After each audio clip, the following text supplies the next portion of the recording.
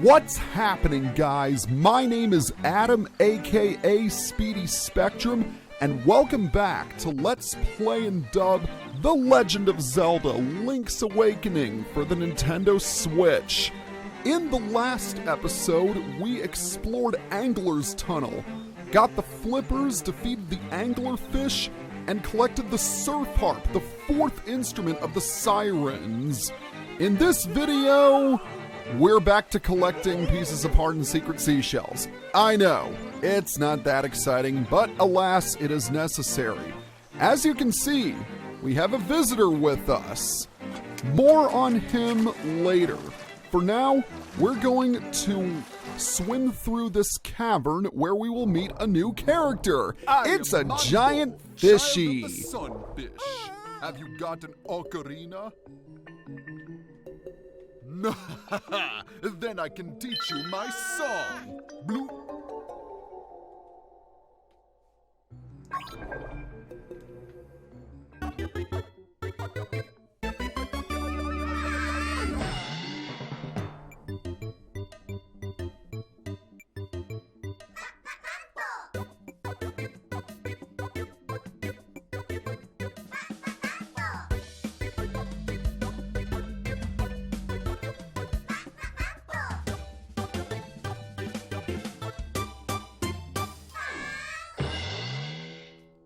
Tequila! Oh, wait, that was the wrong song. But this is the right song. You've learned Mambo's Mambo. When you get out of the water, play it. Warp to a warp point around the island. Try this tune in the dungeons too. And since today's a special day, I'll let you warp to Mambo's Pandu. Cha-cha-cha. Oh boy! Talk about an upgrade.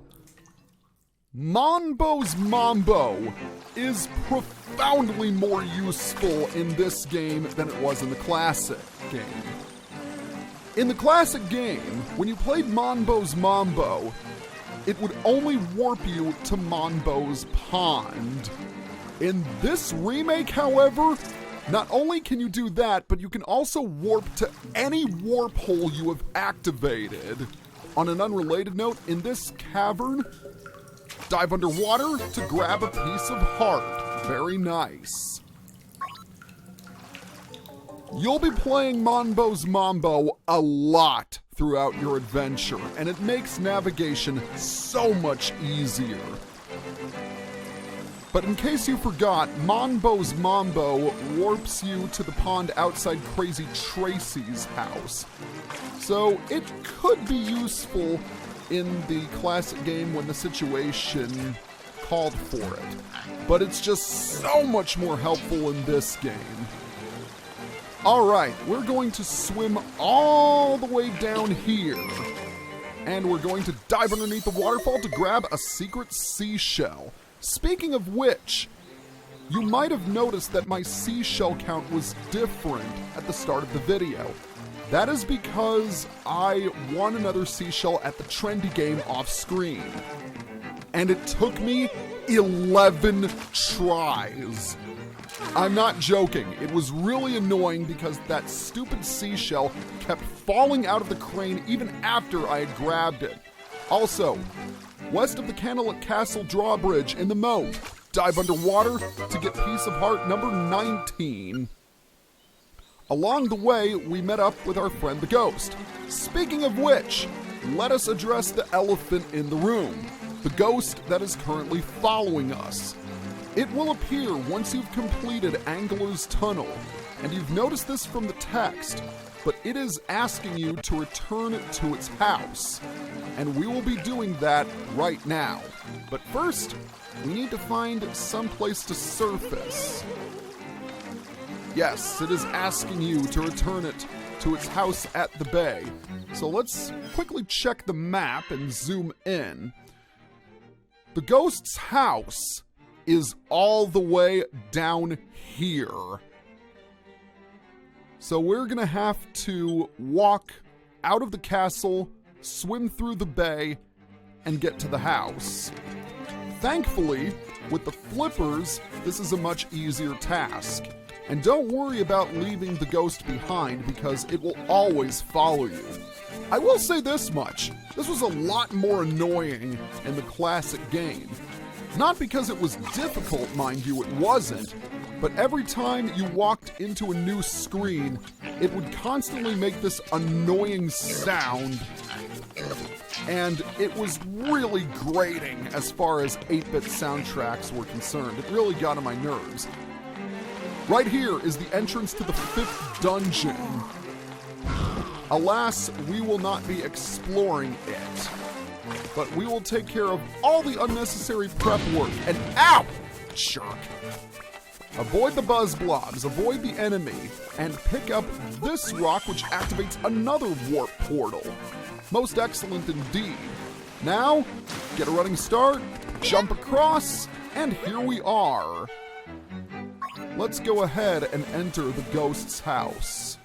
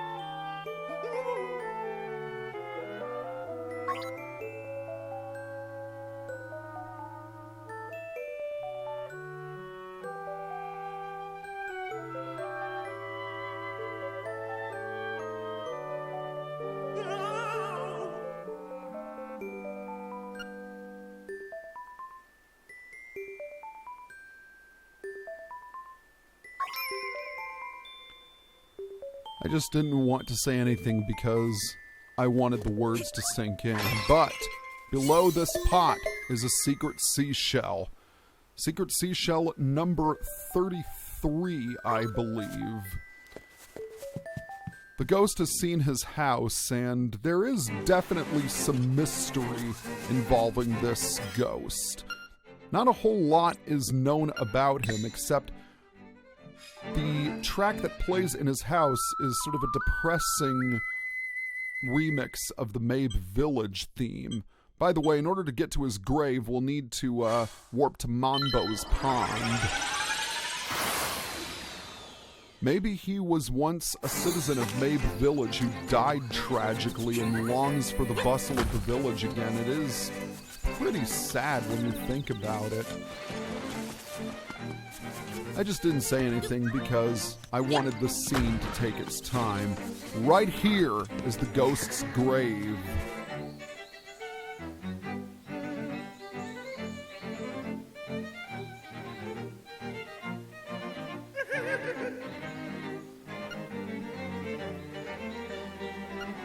Well, he is happy now. And he did give us a hint about that secret seashell we found in his house. By the way, if you're playing the classic game, this is where the photographer will come in and snap another picture for you. But in the remake, you will instead be rewarded with another fairy bottle. That's good. Oh, and we're also going to get a visit from the owl. It has been some time since our paths crossed, lad. We must dive into the waters of Martha's Bay to enter the catfish's maw. The closer you get to the windfish, the more restless he sleeps. Carry onward.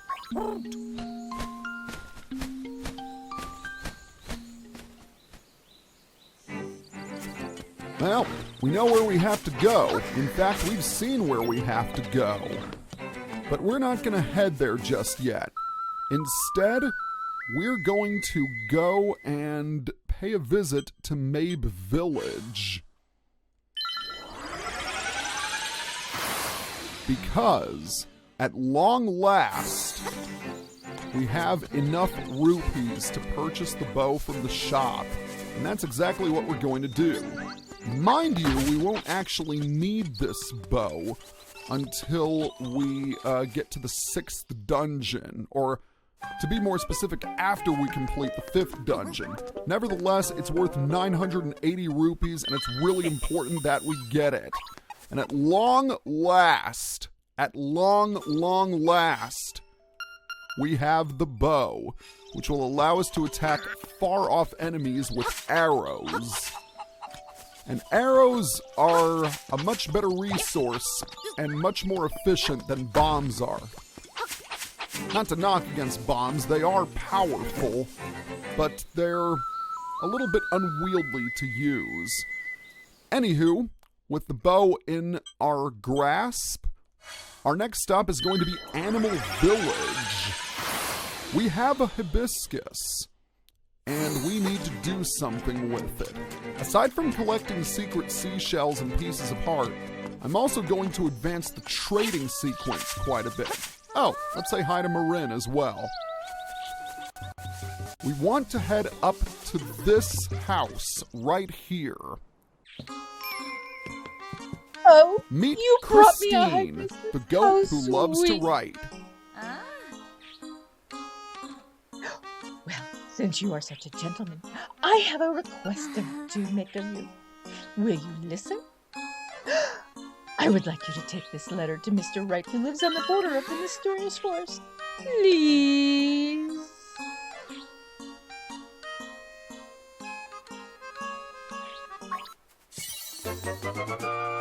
And in exchange for the hibiscus, she gives us a goat's letter.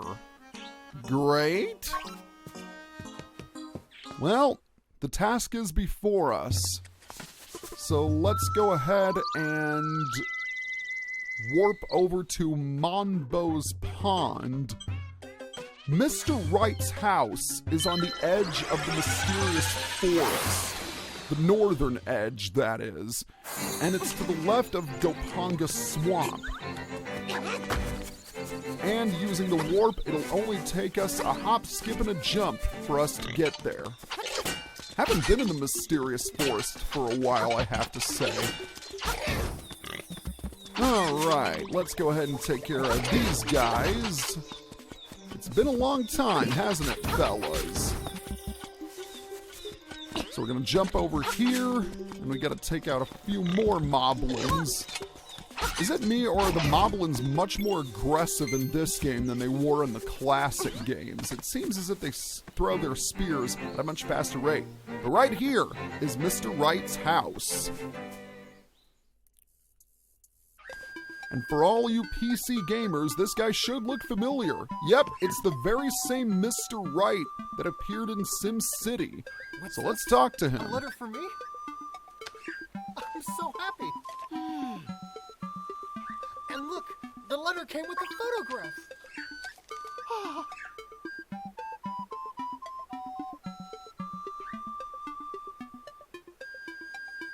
She's so beautiful. I must give you something for your trouble.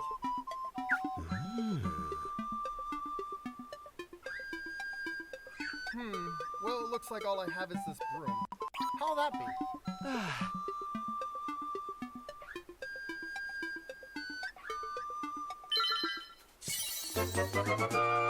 In exchange for the letter, we got a broom as our reward from Mr. Wright. But that photo was not of... Nah, it couldn't be. There's no way. I mean, she's from a faraway kingdom. Alright, we're going to warp back to Ukuku Prairie because someone in Mabe Village wants the broom. Alright, now that we're back in here, let's head into Ukuku Prairie and trade our broom. Alright, we're gonna head all the way down here. And we're going to head over to you. You look sad. Let's give you a broom. Yahoo! Yahoo! A new broom. For me? It is, isn't it?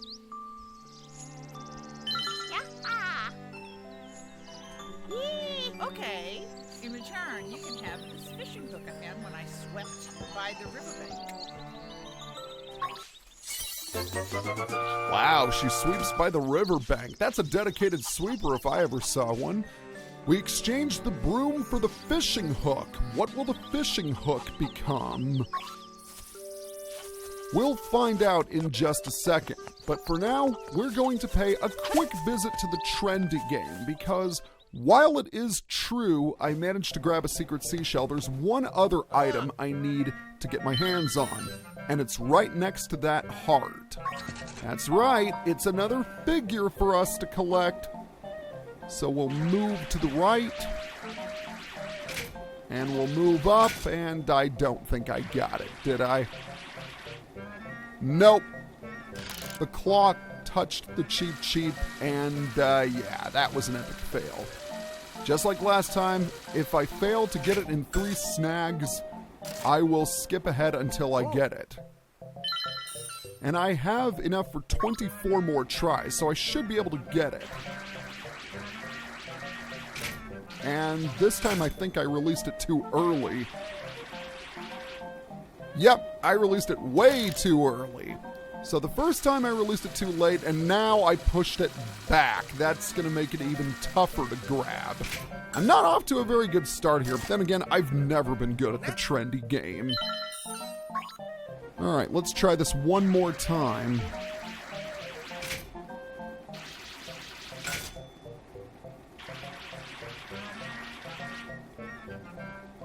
I'm not going to get it, am I? Then again, I could be wrong. And it didn't fall through. Okay, third time is indeed the charm.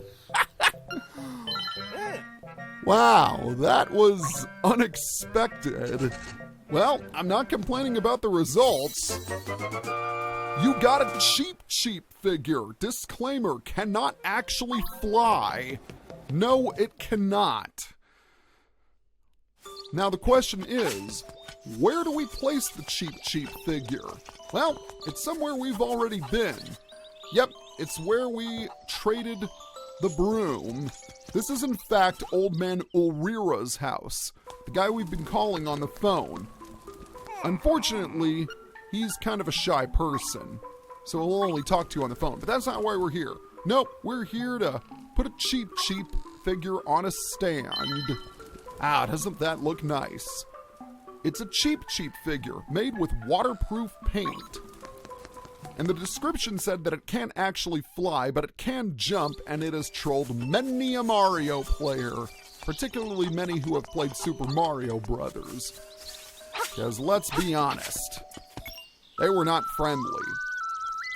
But even so, nothing could be as unfriendly as those Lakitus.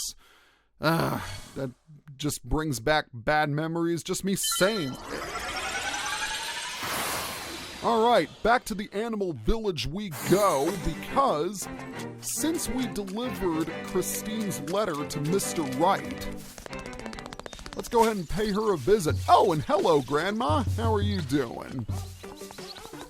We're going to walk in the house yet again, because she's going to give us something rather special. Bio indeed. So what is she going to give us? Well, she's going to give us a secret seashell, number 34 in our collection. At least I think it is. Yep, it is 34. All right. So now that we're done in Animal Village, we're going to exit it to the west, because we can continue the trading sequence even further. And in order to do that, we'll need to jump in the water and swim all the way to this bridge. And we're going to head underneath it because who better to use a fishing hook than a fisherman? And I believe this guy is supposed to be the brother of the fisherman who appears in Mabe Village. Oh, come on, Link. Get onto the boat. Link, can you get onto the boat for me, please? All right, why is this so difficult? There we go. God, that took only 800 years. Yes, we do indeed have a fishing hook. And in exchange for giving it to him, he'll give us his next catch. But he's not going to catch a fish. No, that would be too easy, and it would be much too hard for us to carry with us. Instead, he gives us this. The fishing hook became a necklace. Lucky. Yeah, that is a pretty lucky catch, I have to say. And the place where we need to trade the necklace is closer than you think. In fact, we're exactly where we need to be in Martha's Bay. And here in Martha's Bay, we have a mermaid. That necklace apparently belongs to her. So in exchange for giving her the necklace, she'll give us a scale. But we'll only get to take one. And there we have it. You returned the necklace and got a scale of the mermaid's tail. How will you use this? Well, I'll tell you how we'll use this. We'll need to put that scale in the statue over here, but we won't do that in this video. We're getting very close to the end of the trading sequence. By the way, south of the mermaid statue in the water is yet another piece of heart. And guess what? That was our 20th piece of heart, so we get another heart container. Awesome. Okay, I think we've spent enough time in Martha's Bay. So for now, we're going to surface and we're going to head all the way down here, only to get it electrocuted by a freaking buzz blob.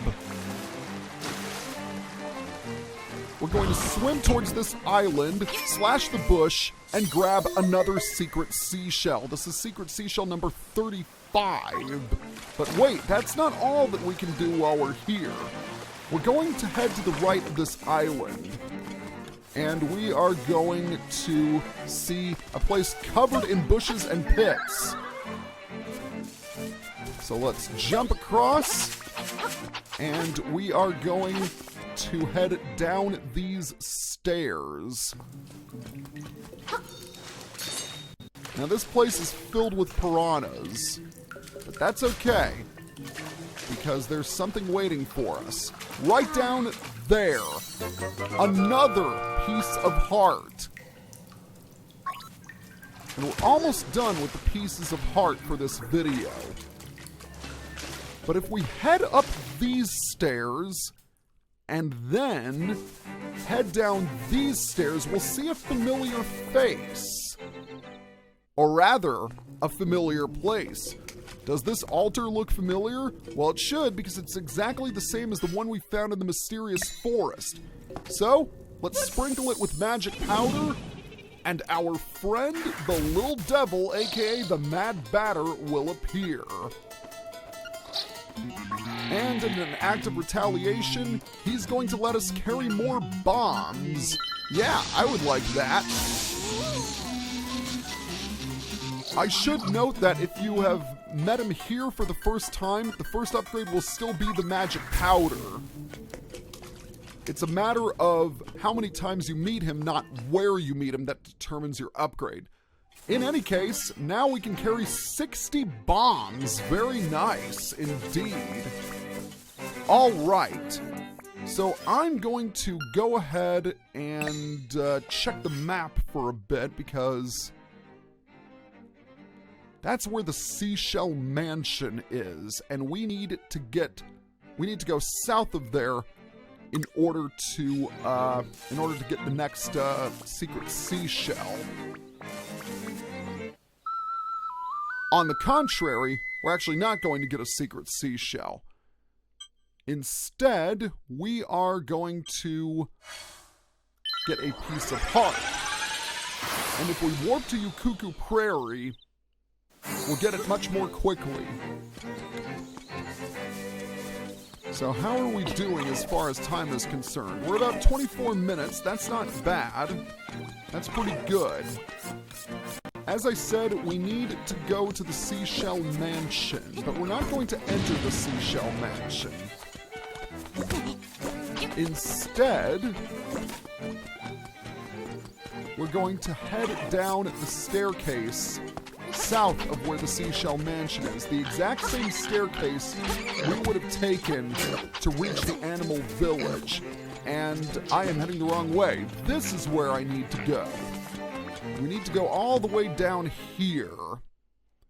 Because in this deep section of water, we can dive underground and we get another piece of heart. Alright, there's one more thing for us to collect. And believe it or not, it's actually near Key Cavern, which we are close by.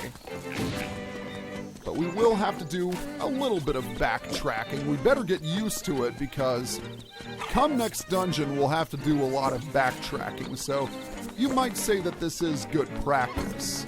Okay, it's right over here. Now that we have the flippers, we can swim through this water and we can slash this bush to get a secret seashell, number 36 in our count. That means only 14 left. We're doing pretty well as far as the secret seashells are concerned, I have to say. All right, next time on Let's Play and Dub The Legend of Zelda Link's Awakening, we are going to head into Martha's Bay. Because within Martha's Bay lies the 5th dungeon. See you guys next time.